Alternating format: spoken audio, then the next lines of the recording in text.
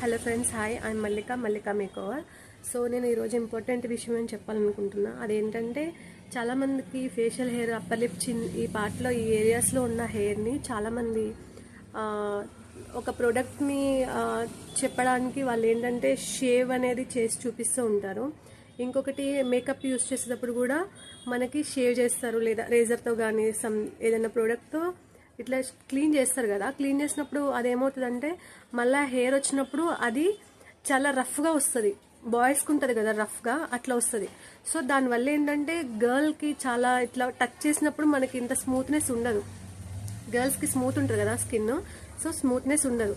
మీరు ఎప్పుడన్నా ఒకవేళ హెయిర్ రిమూవ్ చేయాలి అనుకుంటే మీరు వ్యాక్స్ చేయించుకోండి. వ్యాక్స్ పడలేదు, పింపుల్స్లా వస్తున్నాయంటే మీరు థ్రెడ్డింగ్ చేయించుకోండి, అంతే తప్ప షేవ్ మాత్రం చేయకండి. రేజర్ యూజ్ చేయొద్దు, దానివల్ల మీ స్కిన్ డ్యామేజ్ అవుతుంది. సో